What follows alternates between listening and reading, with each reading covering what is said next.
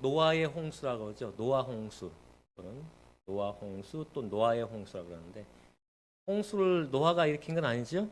그래서 노아와 홍수라고 한번 제목을 지어봤습니다. 지난 시간에 첫 살인에 대해서 얘기를 나눴는데요. 가인은 그의 아우를 증오하였고 그를 죽였다.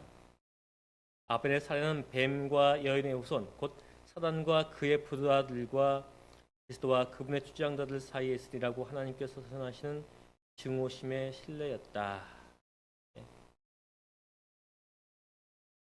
뱀이 하와를 꼬드겨 열매를 먹게 하고 그로 인해 땅의 저주를 받고 아담과 하와도 저주를 받고 동산에서 에덴 동산에서 쫓겨난 일, 그로 인해서 이제 하나님의 백성과 사단을 따르는 자들의 적대 관계가 생겼습니다. 그것이 지금까지 세상의 역사예요. 그것을 바로 이제 대쟁투, 큰 싸움이란 말입니다. 큰 싸움, 선과 악의 우주적 큰 싸움. 지구에서만 뿐만 아니라 지구의 싸움은 아담과 하와 그리고 사단으로 뱀으로 대표된 사단의 세력 가운데 싸움이지만은 좀 더 나아가서 그 우주적 싸움이 어디서 시작됐다고요? 하늘에서 시작됐다는 것입니다. 사단에 의해서 하나님의 가장 완벽한 창조물이었던 루스벨 천사장에 의해서 반역이 시작되었고 그 반역이 하늘에서부터 시작된 반역의 그 싸움이 확장되어서 지구로 내려왔고 지구에서 이제 사단과 하나님을 따르는 자들과의 싸움, 그것이 이 세계의 역사라고 하는 이야기입니다. 그 첫 싸움이 가인이 아벨을 죽인 사건에서 시작되었고 그 가인의 후손, 즉 사단의 추종자들이 이제 세상에 넘쳐난 겁니다. 그 당시에 수명은 1000년 가까이 되었답니다. 900세 이상. 그래서 이 인간 세상 80년 사는 동안에 이렇게 요만큼 살아도 80년 정도밖에 안 살아도 그렇게 많은 죄를 짓는데 그 10배를 사니 인간의 모든 생각이 악하다고 성경은 표현하고 있습니다. 여호와께서 사람의 죄악이 세상의 관영함과 그 마음의 모든 생각과 계획이 항상 악할 뿐임을 보시고 땅 위에 사람 지으심을 한탄했다. 그리고 마음에 근심하셨다. 하나님께서 보시기에 한탄할 정도로 근심하실 정도로 이 사람들의 마음이 악해졌다고 하는 거예요. 가라사대 나의 창조한 사람을 내가 지면에서 쓸어버리되 사람으로부터 육축과 기는 것과 공중의 새까지 그리하리니 이는 내가 그것을 지었음을 한탄함이니라 하시니라. 그러나 노아는 하나님께 은혜를 입었더라. 코로 숨쉬는 것들이에요. 코로 숨쉬는 것들. 그것들을 이 땅에서 없이 하겠다.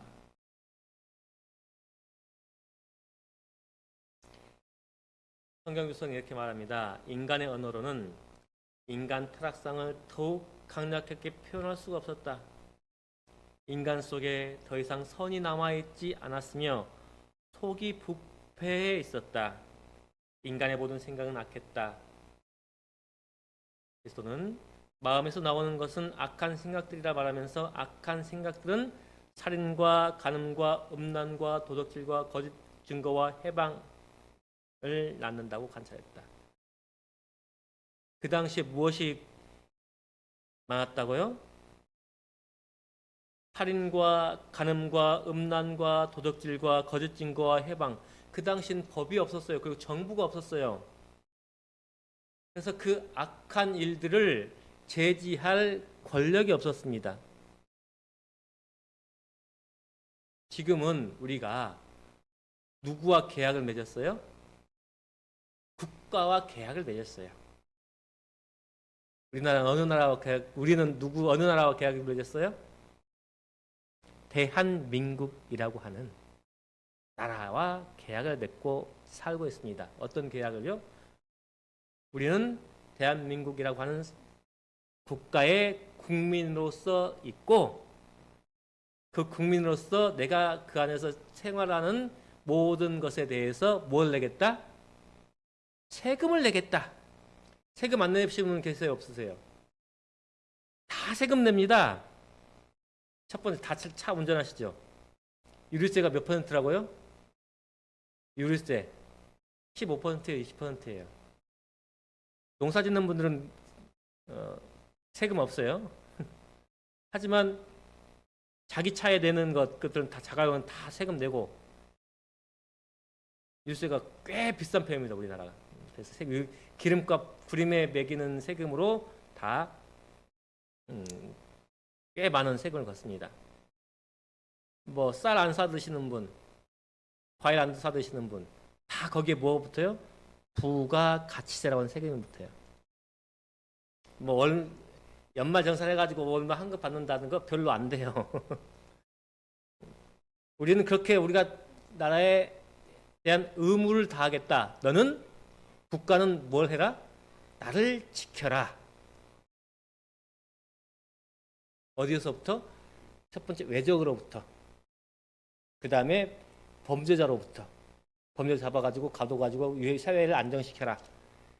근데 그것도 말이 그렇지, 경찰 한 명이 다 쫓아다녀요? 한 명씩? 아니잖아요. 국가는 무슨 일이 생겼을 때 그걸 해결하지, 방패는 못 돼요. 미리 방지는 못합니다. 하여튼 그런 관계 속에서 살아요, 우리 여전히 우리는. 근데 그 당시에는 국가라고 하는 체계가 없었어요. 그러니 뭐예요? 살인과 간음과 음란과 도둑질과 거짓 증거 해방, 이 모든 것이 그냥 이루어졌어요.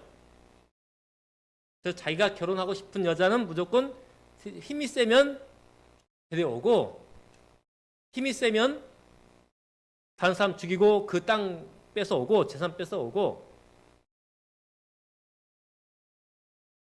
지금이야 그래도 도덕적이라고 해요. 근데 새 사회가. 하지만 최근에 이렇게 이 정도 됐지. 왜냐? 사람들이 좀 배움이라고 하는 것이 있으니까. 그 전에 지금 뭐 유교 사회라고 했지만 사회 전반적인 면은 지금보다 훨씬 못했어요. 사람이 무엇 하는 힘이 없기 때문에 사람의 마음과 행동을 제재하는 외부적인 힘이 없기 때문에, 하나님께서는 그 하나님을 찾는 것을 오로지 무엇에 맡기셨어요? 그들의 마음에 맡기셨어요. 하나님께서 직접적으로 살인하는 사람 너도 죽으라 하고 그 자리에서 죽였다면 사람이 살인이 있을까요, 없을까요? 없죠. 가인이 살인했잖아요. 근데 하나님께서 그대로 죽이셨어요? 아니요. 그냥 가인에게 표식만 주고 보내셨어요. 그랬더니 가인이 가가지고 몇 사람하고 뭘 해요? 도시를 짓고 그 3대 손인가 4대 손은 뭐냐면 그 후에 뭐예요? 부인을 여러 명 두는 일부 다처제를 시작했고, 그다음에 철을 만들더니 도시를 만들고 거기서 살면서 이렇게 사람이 모여 살면서 이제 이렇게 악한 일들이 행했다고 하는 것이에요. 제가 지난 화요일인가 금요일에 말씀드렸지만 제가 이제 더 이상 클락션을 안 누르기로 했어요.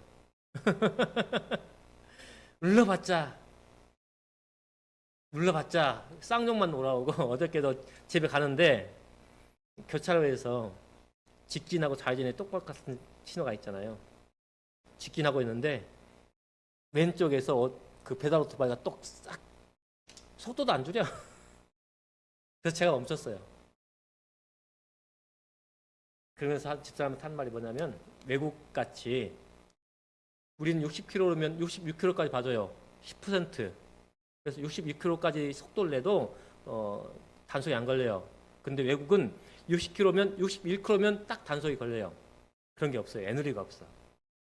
그리고 과속이 30만 원, 40만 원, 어느 나라는 100만 원.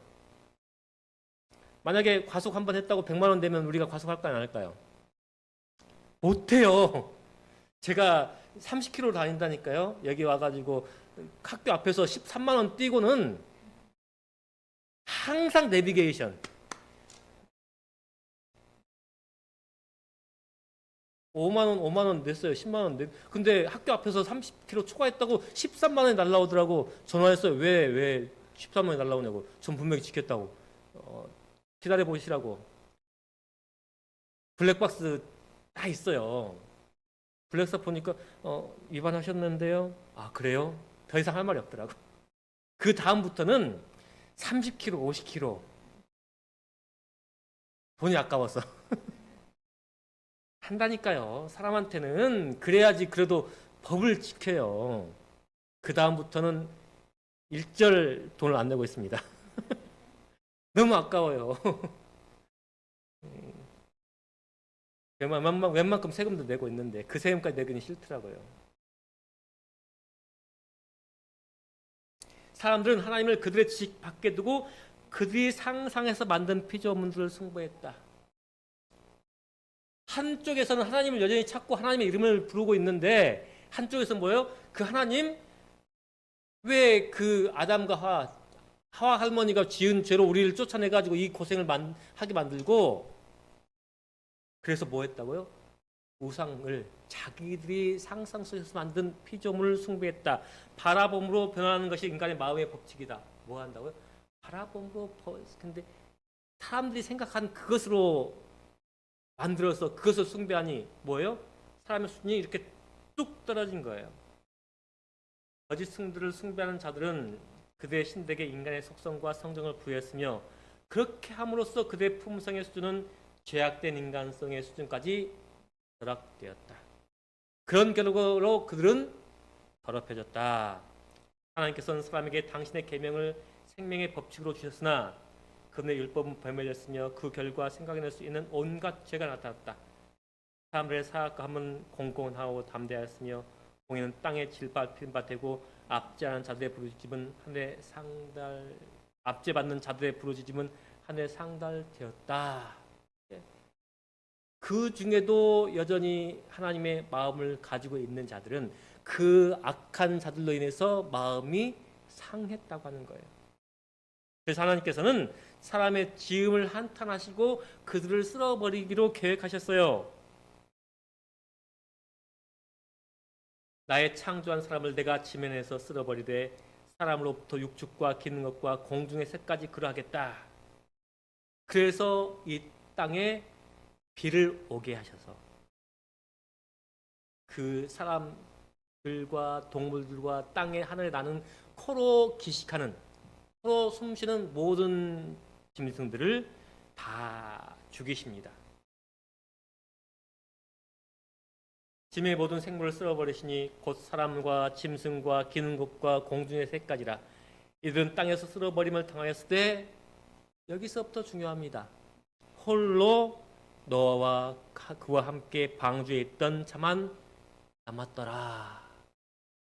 성경에서는 좀 더 자세히 말하는데 노아와 아내와 그 자녀 아들 셋과 그 아들들의 아내, 그러니까 노아의 아내와 아내와 노아의 아들들과 노아의 자부들, 며느리들 총 해서 8명을 남기셨답니다. 하나님께서는 이 땅, 그 땅이 홍수 저의 땅이 죄악이 가득했고 그것을 쓸어버리시는 중에서도 누구를? 8명을 남기셨어요. 8명을.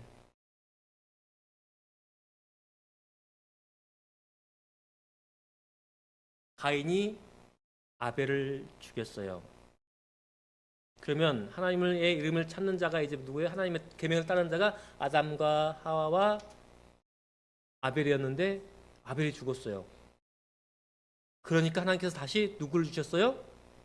하나님을 찾는 사람 셋을 아들로 주셨어요. 아담이 다시 아내와 동침함에 그가 아들을 낳아 그 이름을 셋이라 하였으니 이는 하나님이 내가 가인에 죽인 아벨 대신에 다른 씨를 주셨다 함이며 셋도 아들을 낳고 그 이름을 에노스라 하였으며 그때의 사람들이 비로소 여호와의 이름을 불렀더라. 셋이 아벨 대신 태어났고 셋도 에노스를 낳았고 에노스 때 이제 누구를 불렀다고요? 여호와의 하나님을 찾기 시작했다고요. 하나님을 찾는 백성들이 생겼다고요. 아벨은 땅에서 유리하는 방황하는 사람이 돼가지고 떠났어요. 하나님을 찾는 사람을 떠나가지고 이제 가인이 나가가지고 다시 성을 만든 게 가인의 도시입니다. 그런데 하나님을 믿는 백성들, 하나님의 이름을 찾는 사람들은 여전히 있었고 하나님께서는 그 이름을 찾는 사람들을 남겨놓으셨다고요. 그래서 누구를 주셨고 셋을 주셨고 셋은 또 에노스를 낳았고 에노스 때부터 하나님의 이름을 부르기 시작했다고요. 아담 자손의 계보가 이러하니 족보가 이러하니라. 아담이 130세에 자기 모양 곧 자기 형상과 같은 아들을 낳아 이름을 셋이라 하였고 그 이외에 형이 있어 없어요? 있죠. 가인과 아벨. 그런데 지금 셋이라고 똑 말씀하시는 것은 뭐예요? 아담처럼 누구의 이름을 찾는 거예요? 하나님의 이름을 찾는 자들, 그 이름을 족보로 장자로 이름을 올려놓은 것입니다. 셋은 105세에 에노스를 낳았고 요즘은 20살, 30살 되면 애를 낳는데 100세. 좀 다르죠. 단위가 달라요. 100살 돼서야 이제 낳았대요. 홍수 후에 이게 단위가 좀 줄어듭니다. 셋은 105세에 에노스를 낳았고 에노스는 90세에 게나를 낳았고 게나는 70세에 마할랄을 낳았고 800살 혹은 900살 조금 넘게 그러다가 향수하고 죽었더라. 하나님의 족보는 뭐예요? 하나님의 이름을 찾는 사람들의 족보는 이렇게 누굴 낳아요? 하나님의 이름을 부르는 자를 낳고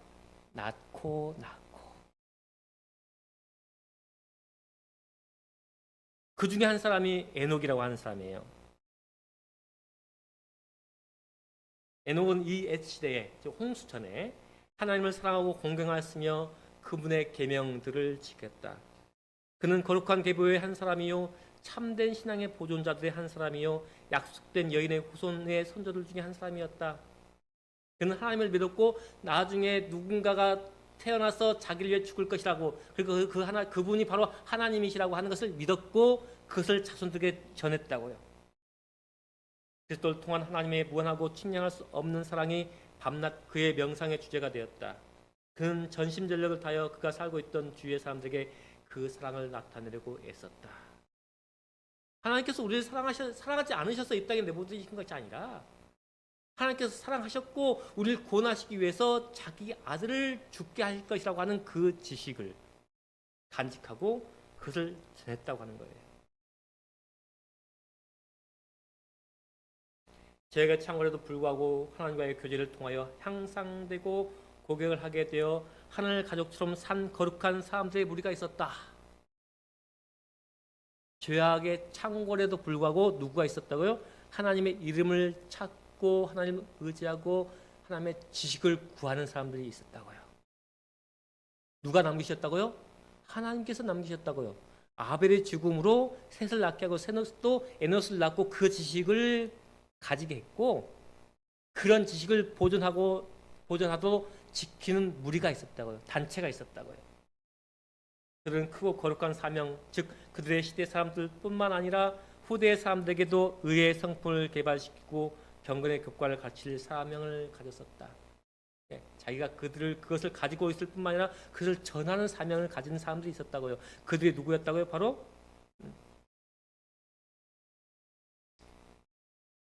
아담과 하와, 셋, 에노스, 에녹, 그리고 노아 당시에 살아있던 마지막 사람들, 홍수전에 있는 사람들. 성경 가운데는 이처럼 탁월한 사람들이 몇 사람밖에 언급되지 않았다. 그러나 각 시대를 통하여 하나님께서는 충성스러운 증인들과 성심으로 예배하는 자들을 가지고 계셨다.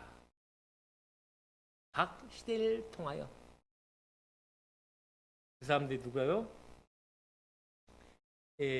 바로 홍수 전에는 무드셀라라고 하는 가장 나이가 많이 장수한 사람인 무드셀라와 노아.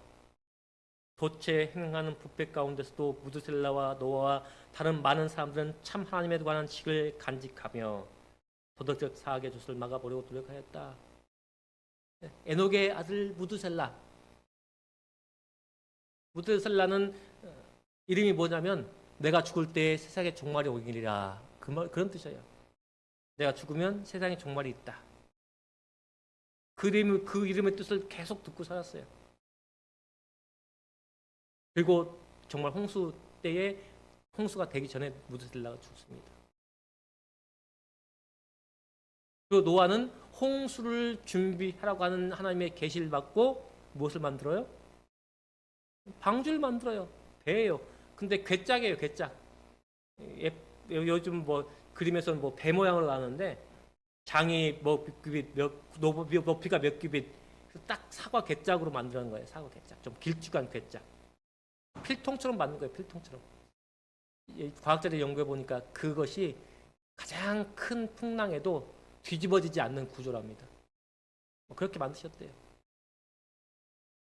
그걸 몇 년 동안 120년 동안 비도 안 오고 그 당시에는 비도 안 왔대요. 그래서 땅에서 수증기 올라와 가지고 땅을 적셔서 작물이 잘 되고 있답니다. 근데 이제 하나님께서 비가 온다고 하셨으니 사람들이 믿지 않았죠. 하나님께서 120년 동안 그걸로 설계를 하시고 전도를 하게 하셨어요. 120년 동안 전도했는데 몇 명 남았다고요? 8명. 누구? 노아의 식구들. 다른 사람들은 그러니까 전도하는 게 쉬워요, 어려워요? 어려워요. 자기 식구만 구원해도 뭐 한 거예요? 성공한 거예요. 자녀들에 대해서 걱정하시던데 기도하십시오. 하나님께서 그 기도는 들어주십니다. 많은 경우에 제가 봤어요. 자녀들을 위해서, 가족들을 위해서 하는 기도는 들어주셔요. 그 기도는 정말 끊임없이 하십시오.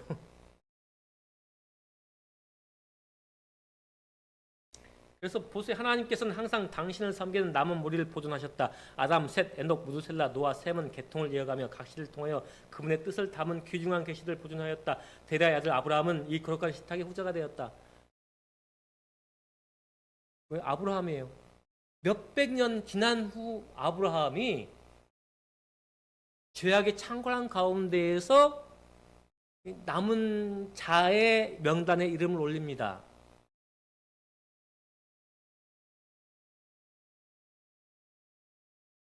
우생생배가 만연한 가운데에 배교에도 부패치 않은 채 그 아브라함이에요. 아브라함은 유일하신 참 하나님을 예배하는 일을 끝까지 고수했다. 그분께서는 아브라함에게 당신의 뜻을 전달하시고 당신의 율법의 요구와 기도를 통하여 성취될 구원에 관한 명확한 지식을 주셨다. 이 세상은 사단의 꾀입에 빠져서 사단이 주는 눈앞의 번영과 눈앞의 즐거움을 위해서 살아요. 근데 그것을 버리고 남은 사람들이 있다고요. 하나님께서는 그 남은 사람들을 두셨다고요. 누구라고요? 아담, 셋, 에녹, 무드셀라, 노아. 방주 후에도 홍수에도 그런 사람들을 계속 두셨고 그 사람 중에서 누가요? 아브라함이.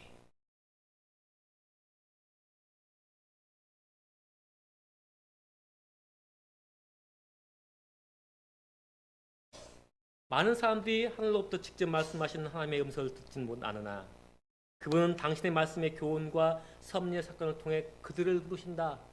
무엇을 통해서요? 직접 계시를 주시지 않지만은 당신의 말씀의 교훈, 즉 성경과 섭리의 사건, 우리 눈에 보이지 않는 하나님의 인도하심. 그래서 누가 지금 여기 계시는 거예요? 우리 여기 계신 분들이 다 그런 분들이에요. 하나님의 말씀과 하나님의 손길로 인해서 하나님의 부르심을 받아서 이 자리에 앉아 계신 것입니다. 하나님께서는 그들이 해야 할 일을 가지고 계신다. 누가 해야 할 일이요? 우리가 해야 할 일을 가지고 계신다. 하나님께서는 당신 자신을 그들에게 계시하기 위하여 그들을 인간의 감화와 도움에서 벗어나게 해서, 인간의 감화, 죄악의 감화예요. 당신의 도움의 필요를 느끼며 당신만을 의지하도록 인도하신다.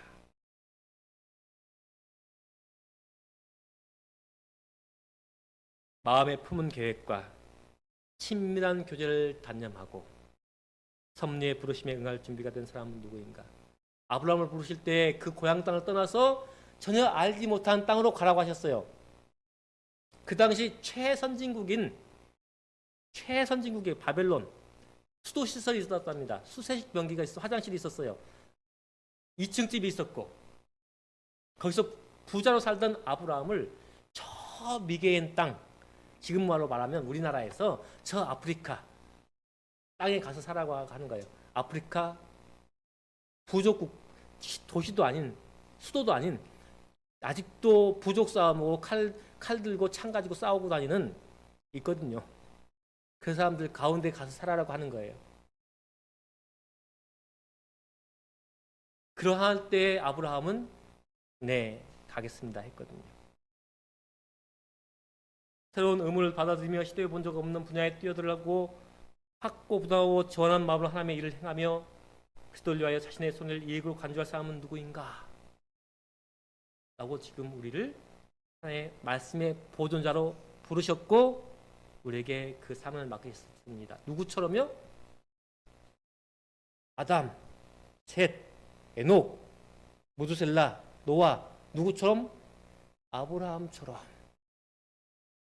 그래서 이 죄악된 세상 가운데에서 누구의 하나님의 말씀을 보존하고 그것을 전달할 사명. 무엇을 통해서? 우리의 삶을 통해서 그것을 보존하고 전달할 사명을 우리에게 주셨다고 하는 것입니다. 무엇 가운데에서? 세상의 죄 가운데에서. 이것이 무엇이냐면 바로 남은 자라고 하는 사명이에요. 남은 자 사상입니다.